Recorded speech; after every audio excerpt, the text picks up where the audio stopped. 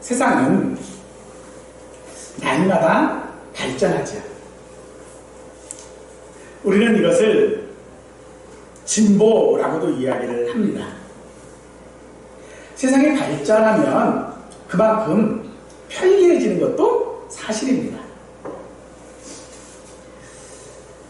우리의 믿음도 사실 이렇게 날마다 더 나아져야 합니다. 하지만 믿음이라고 하는 것이 날마다 더 나아져야 하는데, 어찌 보면 처음 내가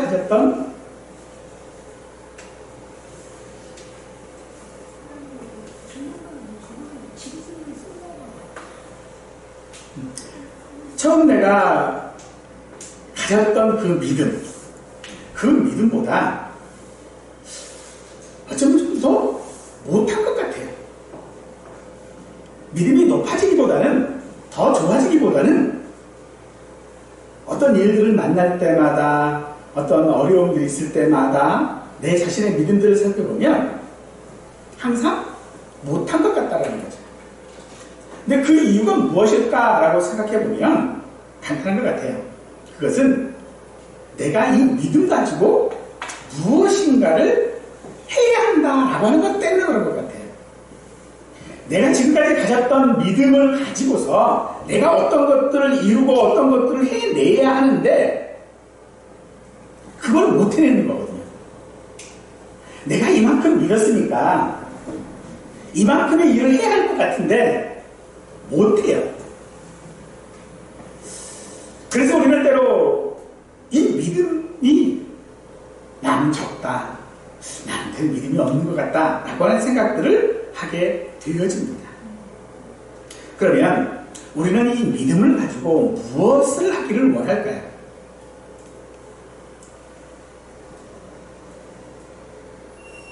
하지만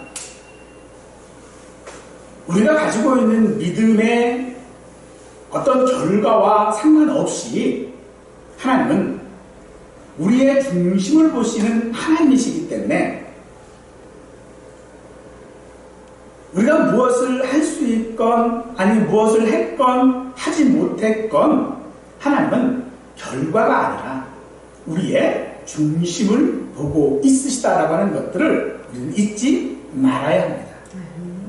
그러므로 오늘 우리는 하나님께서 우리에게 원하시는 믿음이 무엇인지를 잘 살펴서 그 믿음을 가지려고 우리는 힘쓰고 애써야 할 줄로 믿습니다. 오늘 우리가 살펴보고 있는 이 히브리서 11장은 예수를 믿는 사람들이 당시에 사회적으로나 혹은 경제적으로나 큰 어려움에 봉착해 있습니다. 그래서 그들이 가지고 있는 그 믿음을 포기하려고 합니다. 차라리 이 믿음이 없었다면 사회적으로나 경제적으로나 어려움이 없을 것이다 라고 생각하기 때문이겠죠. 바로 그런 이들을 위하여 히브리서는요, 그런 사람들을 위로하고 격려하기 위하여 쓴 편지입니다. 그런데 보통 우리가 생각하는 위로나 격려가 아니에요. 지금까지 히브리서 11장은 가나안 정착전 인물들을 통해 우리가 믿음으로 무엇을 할 수 있는지를 살펴보았다면, 지금부터는요, 가나안 정착 후 지금까지 이름 없는 이들이 믿음으로 무엇을 했는지를 말하고 있습니다. 다만 그들이 행했던 행위가 아니라 단지 이름을 나열하는 것으로 대신하고 있습니다. 그러나 이 나열된 이들의 이름들이 조금은 의아합니다. 그들의 이름은 기드원, 바락, 삼손, 입다와 같은 사사들이지만 모두가 그 삶에 있어서 믿음으로 살았다라고 하기에는 결함이 참 많아요. 기드원은 스스로 왕이 되지 않겠다라고 했지만 왕처럼 살았고, 바락은 전쟁 영웅이지만 그 영광을 빼앗겨버리는 결과를 낳았으며, 삼손은 나실인이지만은 나실인으로 살지 않았고 비참한 최후로 죽고, 일단은 하나님이 싫어하시는 인신 제사를 합니다. 이들의 믿음을 어떻게 보나 긍정적으로 보기에는 참 어려운 사람들이라는 거죠. 다윗과 사무엘은 그나마 그래도 본문에서 언급된 사사들보다는 좀 낫다라고 생각은 되지만, 이들도 오직 믿음으로 살았고 그로 인하여 복을 받았다라고 말하기는 좀 어렵습니다. 오늘 본문은 믿음을 가진 이 사람들, 기드온, 바락, 삼손, 입다, 다윗, 사무엘 등이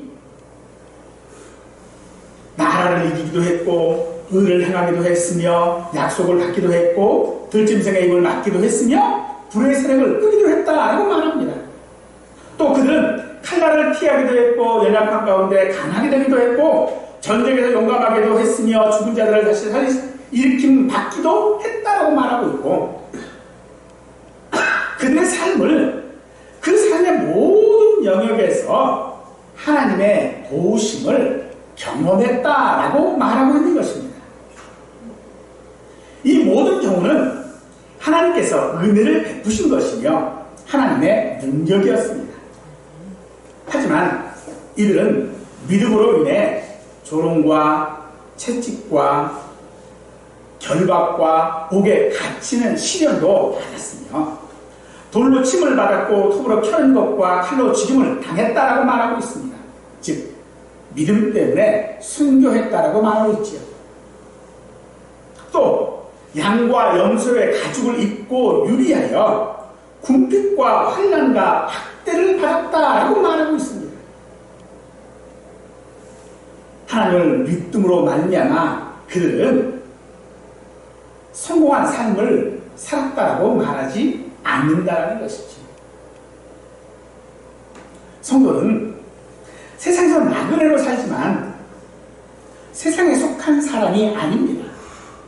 따라서 세상에 동화되어 살지 말아야 한다라고 본문은 말하고 있고, 또 그렇게 하기 위하여 우리에게 소망이 있음을 말하고 있습니다. 믿음은 세상적인 성공이나 안전이나 안락함을 보장하지 않고 믿음보다 더 가치 있게 여기지도 않는다라고도 말하고 있는 것입니다. 도대체 이런 믿음을 가진 사람들, 이런 믿음을 가진 사람들에게 도대체 하고 싶은 이야기가 무엇일까요? 지금 당장 내가 믿음을 버리느냐, 그 믿음 때문에 내가 당하는 이 고난과 고통들 때문에 내가 이 믿음을 버려야 했다라고 하는 사람들 앞에서 야, 믿으면 이래 라고 하는 결과가 너무 터무니없어요.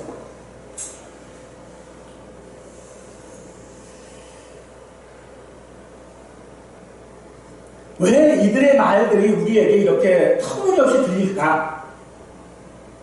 그것은 우리가 원하는 보상이라고 하는 거예요.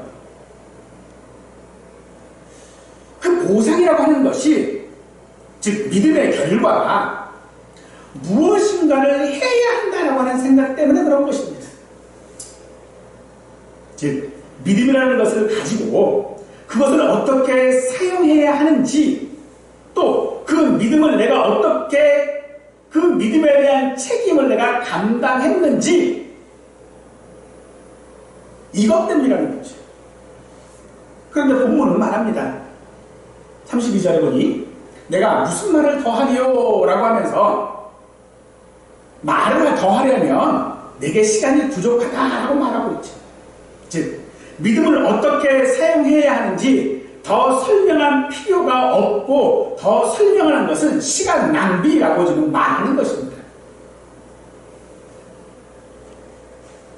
본문에 열거된 사람들, 이 사람들은 사사요, 왕이요, 지도자들입니다. 무엇보다 이들은 지금 믿음의 본으로서 제시된 사람들입니다. 그러나 성경에 기록된 이들의 삶의 모습은 전혀 믿음으로 살았던 것 같은 것이 아닙니다. 하나님에 대한 어떤 적극적인 믿음으로 무엇을 하고자 했던 것이 아니라 그냥 자기 나름대로 살았다 보는 것이 더 합당할 것 같습니다. 또한 그들의 삶의 결과 역시도 썩 좋아 보이지 않습니다. 기드온은요, 믿음이 없어서 계속해서 하나님께 표징을 구합니다.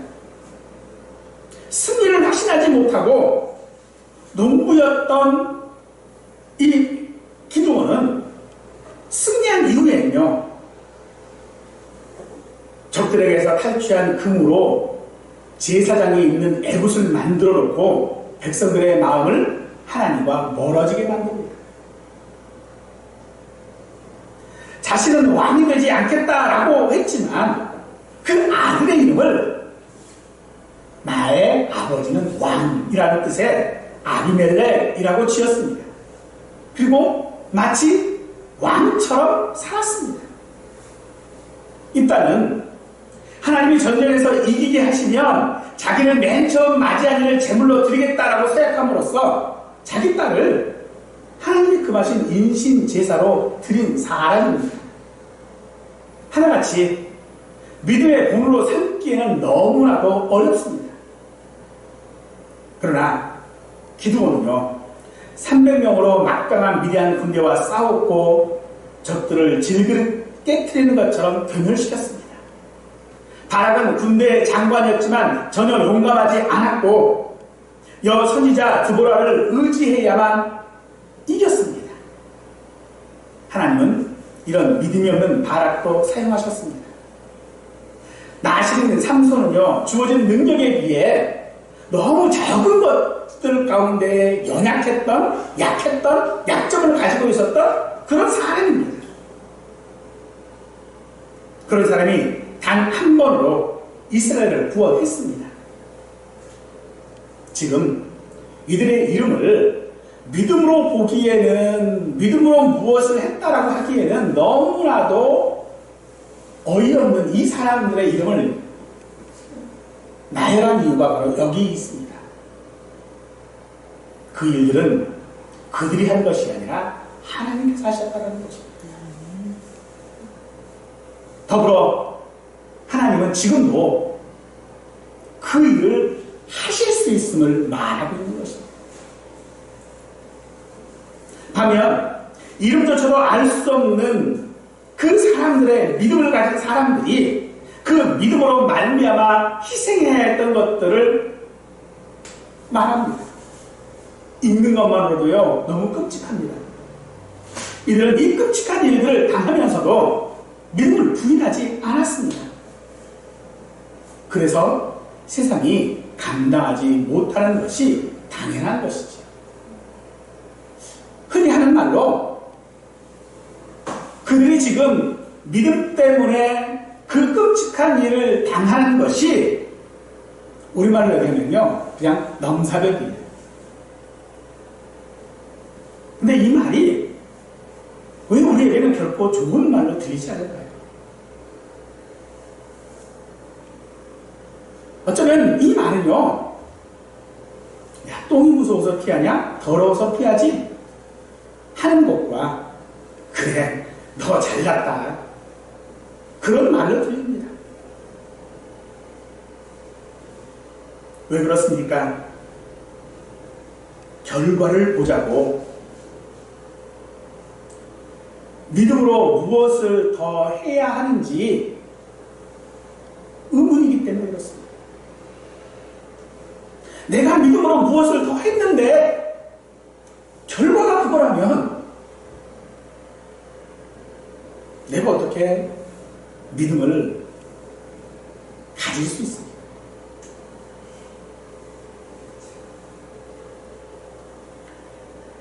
이들은 지금 그들의 삶에 있어서 무엇인가를 더해야만 믿음으로 사는 것이라고 말하고 있습니다. 도대체 무엇을 더 해야만 하는 걸까요? 무엇을 더 해야, 지금 우리가 가지고 있는 이 믿음에 무엇을 더 해야만 내가 믿음으로 사는 자가 될 수 있을까요?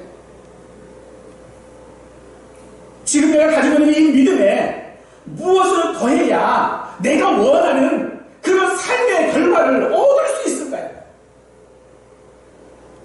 근데 안타깝게도요, 사실 우리에게는요, 무엇을 더할 능력이 없습니다.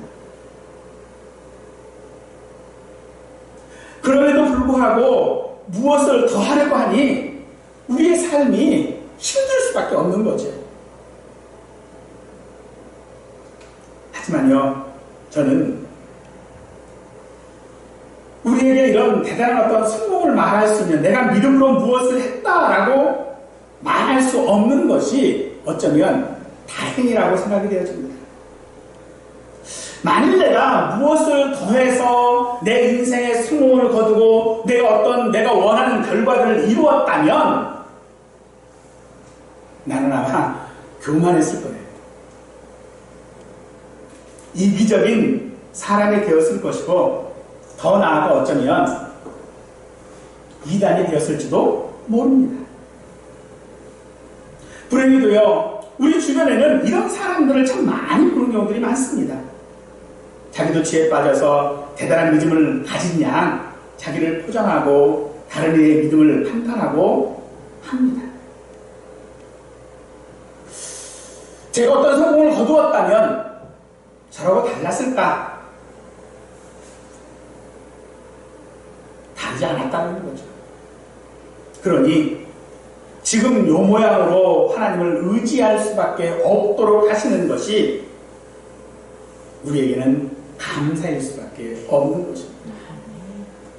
여러분, 믿음은 하나님의 선물이라고 우리는 말합니다. 이 말은 우리에게서 난 것이 아니라는 것입니다.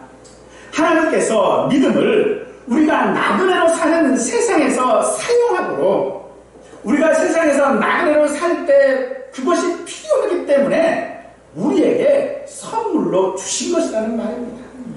그러니 사랑하는 성도 여러분, 우리의 가진 믿음을 장식품으로 사용하지 않기를 간절히 축원합니다.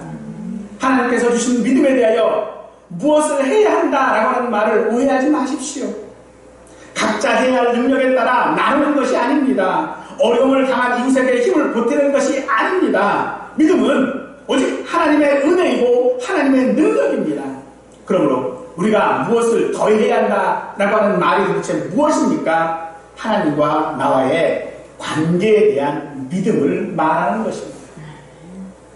바로 하나님이 우리 아버지시고 나는 하나님의 자녀인 것을 믿고 사는 것이 우리가 이 땅 가운데서 더 해야 하는 것, 바로 그것이라는 것입니다. 우리는 본성적으로요, 죄인들입니다. 그런 우리를 하나님께서 구원하셨습니다. 즉 양자 삼으셨습니다.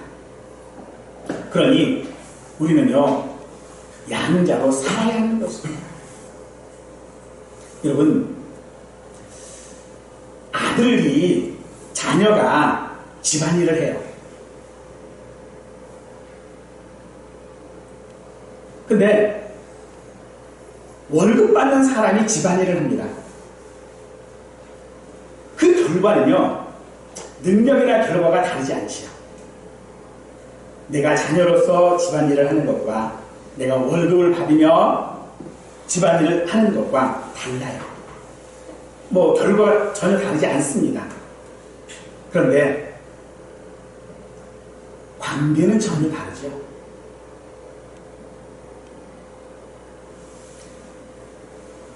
자녀로 사는 것이 우리가 더해야 하는 그 무엇이라는 것입니다. 나그네로 살아가는 세상에서 왜 내가 그렇게 살아야 합니까?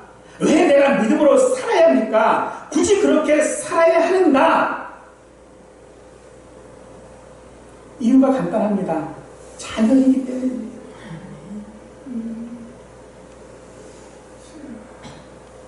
그래서 그 자녀이기 때문에 그 자녀로서 마땅히 해야 할 일을 하는 것이 즉 믿음으로 사는 것이다라고 말하는 것입니다.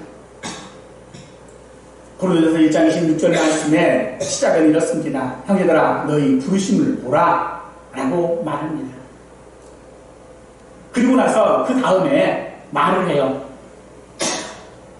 너희의 부르심이 어땠는지를 쭉 말을 하는데요. 그 말들을 살펴보면 이렇습니다. 한마디로 잘난 놈 하나 없더라 이 말입니다. 하나님께서 너희를 부르셨는데 그 부르신 자 중에 잘난 놈이 아무도 없다는 거예요.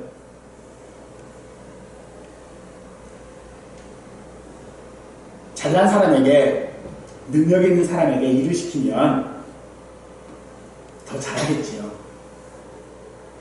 근데 하나님은 그러시지 않습니다. 잘난 놈에게 일을 시키지 않습니다. 자녀에게 일을 시키십니다. 왜 잘난 놈에게 일을 시키지 않을까요? 간단하게 쥐가 한 줄 알거든요. 사랑하는 성도 여러분, 우리는요 하나님께서 양자 삼심으로 말미암아 그 믿음의 관계 아래 우리는 들어올 겁니다. 그러니 자녀에게 일을 시키고 나서 결과를 보고 내가 자녀다 아니다 말하지 않습니다. 사랑하는 성도 여러분, 우리가 자녀로 사는 일에 결과를 보고 내가 자녀인지 아닌지를 판단하지 마시고 하나님을 보십시오. 우리를 사랑하시며 우리를 위하여 모든 것을 내어주시는 그 하나님을 우리는 보아야 할 줄로 믿습니다. 히브리서 11장은 기록된 사람들의 이 믿음은 그들이 어떻게 영웅적인 일을 했는지를 나열하고 있는 것이 아닙니다. 믿음을 지켰으므로 어떤 보상을 받았느냐고 말하고 있지 않습니다. 그리고 이 편지를 받는 사람들을 위로하기 위해 저들의 이름들과 그들이 일들을 말하고 있는 것도 아닙니다. 본문이 최소 위로가 되려면 그들이 당했던 희롱과 채찍질, 결박, 옥에 갇히는 시험들, 돌로 치는 것들, 토로 펴는 것, 칼에 죽는 것, 양과 염소 가죽을 입고 광야와 산중과 토굴에서 유리한 일들 같은 것들은 말하지 말아야 했을 것입니다. 그런데 그것들을 말하고 있는 이유가 무엇입니까? 그 일은 하나님만이 하실 수 있다는 것입니다. 그래서 세상이 감당하지 못하는 것입니다. 그리고 하나님은 그 일을 하는 데 있어서 세상이 아닌 그의 자녀들, 우리들을 사용하고 계시기를 원하십니다. 우리는 이것들을 흔히 하나님께서 우리를 쓰신다라고 말합니다. 그런데 여기서 쓰신다라고 하는 것은 단지 도구로 이용하는 것이 아닙니다.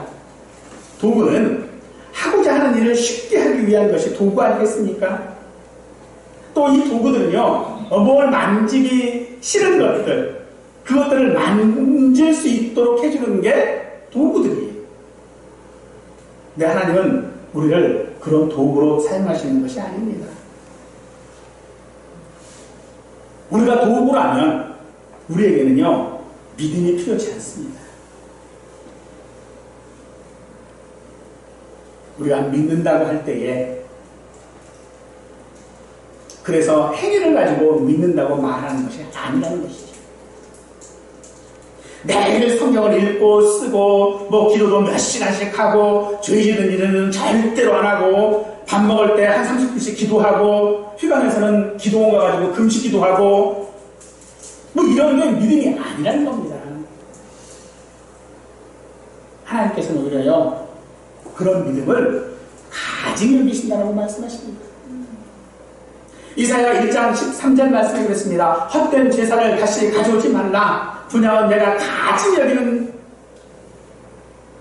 하여 월삭과 안식일과 대회로 모이는 것도 그러하니 성회에 아울러 악을 행하는 것을 내가 견디지 못하겠노라 라고 말씀하시죠. 지금 여기에 있는 안식일들 또 헛된 제사들 이런 것들이 다 뭡니까? 하나님께서 명령하신 건 아닙니까? 하나님께서 너희는 이렇게 해라라고 하신 것들이에요. 그런데 그것들을 하나님이 지금 가증히 여기신다 라고 하는 이유가 무엇입니까? 그 안에 믿음이 없어서입니다.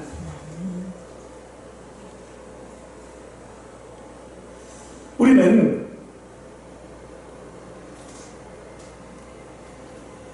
하루에 몇 번씩도 기도하고 자기를 헌신하고 이런 사람들을 보면 야, 정말로 그 믿음에 최선을 다하는 것이다. 아니, 정말로 열심히 있는 그런 믿음처럼 우리는 보일 수 있습니다.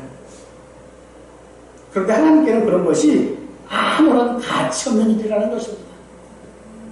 오히려 성전 문 앞에 서서 자기도 안 들어가고 다른 사람도 못 들어가게 하는 그런 양심에 파인 맞은 바리새인과 서기관이라고 말하는 것입니다.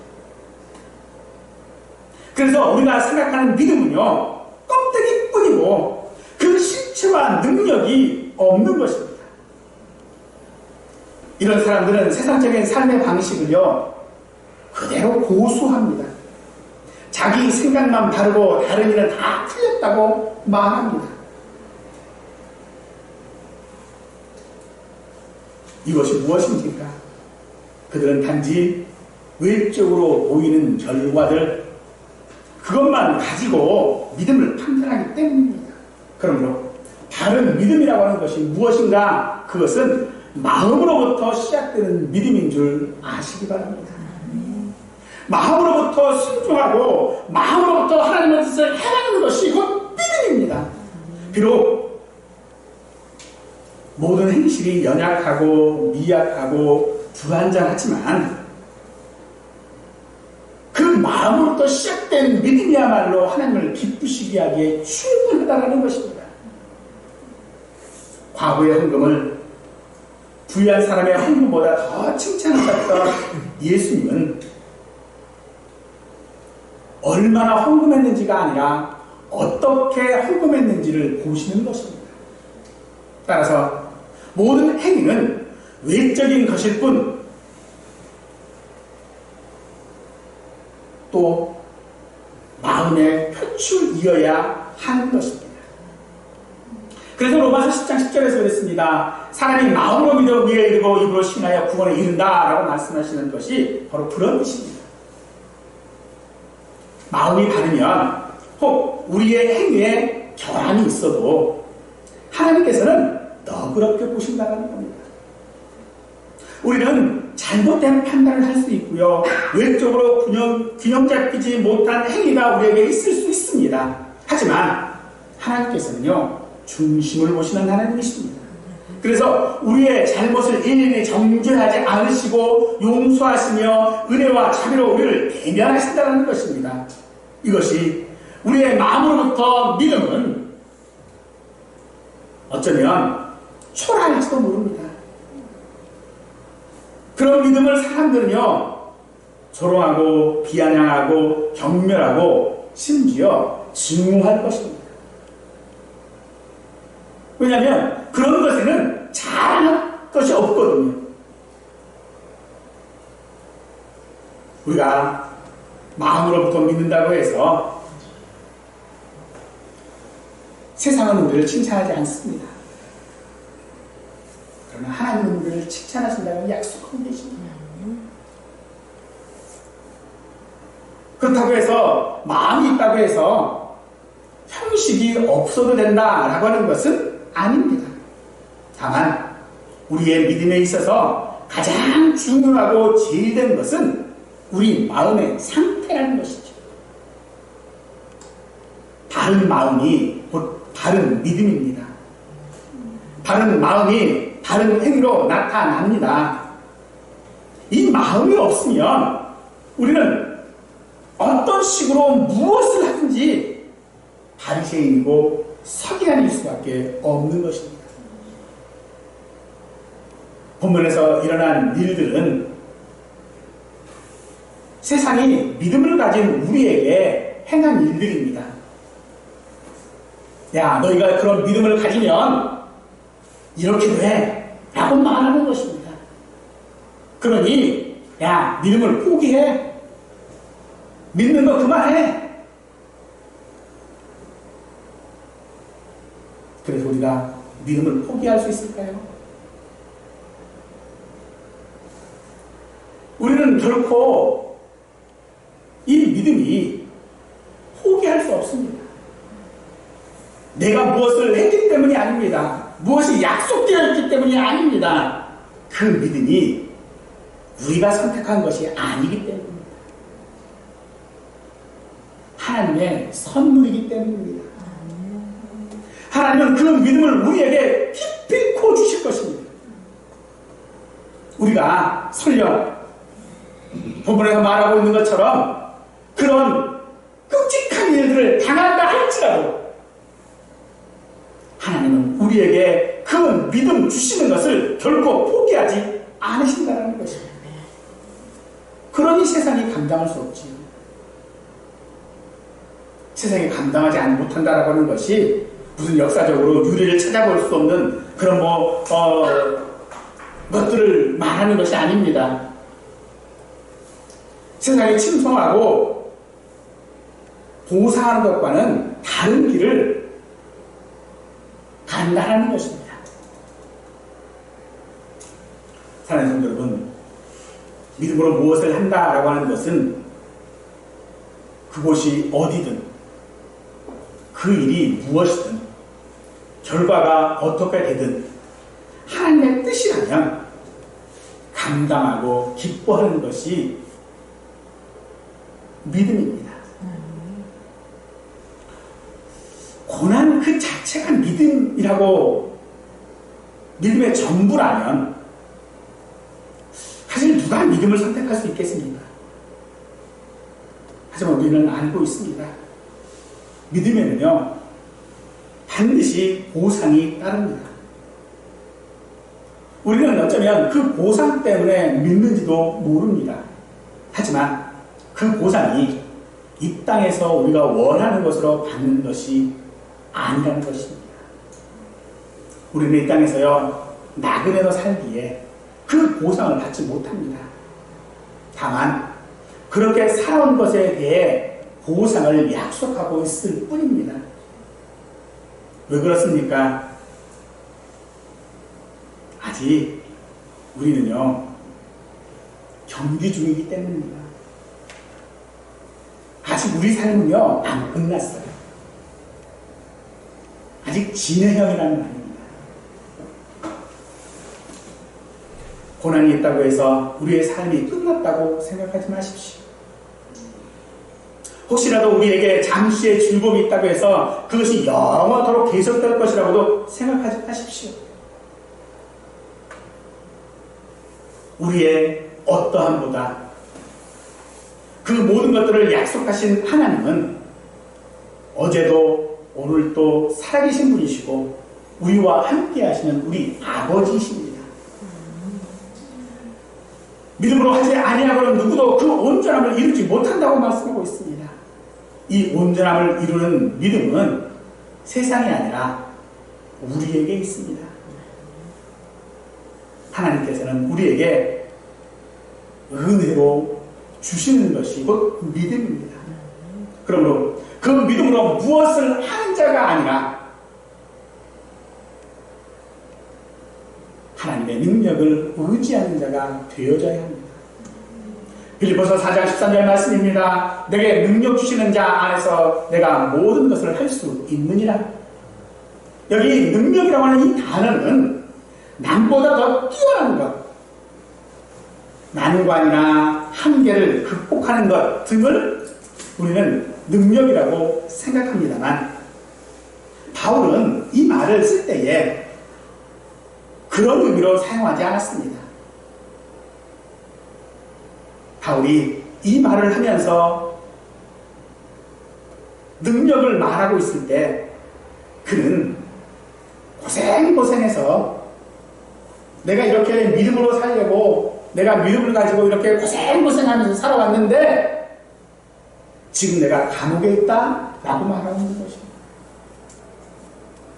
그런데 그 감옥이 충분히 자기가 감당할 수 있는 일이라는 겁니다.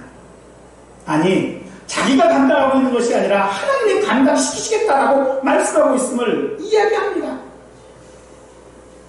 도무지 할 수 없는 일을 기꺼이 하게 하시는 것이 믿음이라고 말하는 것입니다. 믿음은 우리에게 원인이 있는 것과 우리 때문에 결과가 있는 것이 아니라 오직 하나님의 능력이요 하나님의 은혜입니다. 그래서 지금 세상의 조롱과 멸시를 받는 그런 믿음이라도 하나님께서는 감당할 수 있게 하시는 것입니다. 어떤 믿음이 좋은 믿음인지 단번에 이야기하기는 참 어렵습니다. 그러나 분명한 것 하나가 있습니다. 우리는 그 믿음으로 무엇인가는 해야 한다는 것입니다.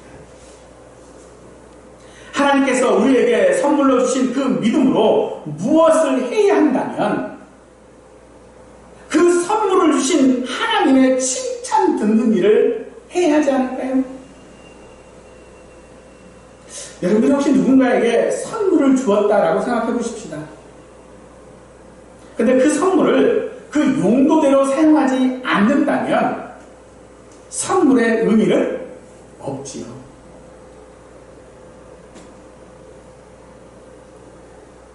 운동하라고 골프 채서든지 그거 가지고 다른 사람 때리는 일에 위협하는 일에 사용하면 의미가 없는 거잖아요.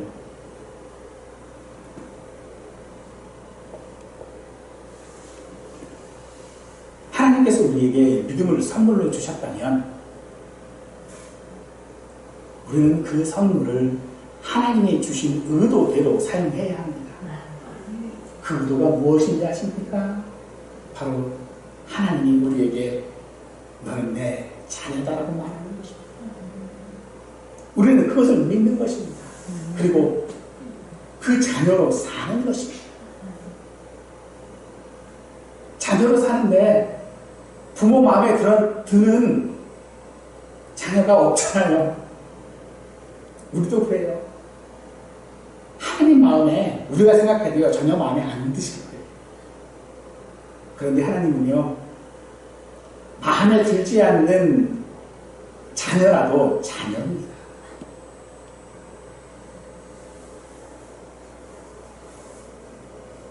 마음에 들지 않는 자녀라고 해서 너는 이제부터 내 아들 아니야 라고 말하는 부모는 없습니다. 오늘 히브리서 11장을 통해 믿음으로 우리 선조들이 무엇을 했는지 마지막으로 살펴보면서 우리가 믿음으로 무엇을 해야 하는지를 생각해 보았습니다. 믿음은 하나님의 은혜로 우리에게 주신 선물입니다. 이 믿음으로 우리가 무엇을 할 수 있습니까? 이 믿음이 우리 삶의 장식품이 되지 않기를 원합니다. 또한 이 믿음이 우리 삶에 있어 걸림돌이 되지 말아야 할 줄로 믿습니다. 믿음으로 어떤 일이든 우리는 해야 한다면 그 믿음이 사용되어질 때에 세상에서 사는 결과가 아닌 하늘의 소망, 하나님이 아버지이신 하나님이 칭찬하시는 그런 믿음으로 사용되기를 원합니다. 그런 믿음으로 사용되지는 것은 오직 하나입니다. 우리가 믿음으로 말미암아 무엇을 해야 한다면 그것은 내가 내 마음으로부터 나는 하나님의 자녀인 것을 확신하는 것인 줄 믿으시고 그 확신 가운데서 믿음으로 살아가는 하나님의 자녀로 살아가는 우리 모두가 되기를 간절히 축원하겠습니다.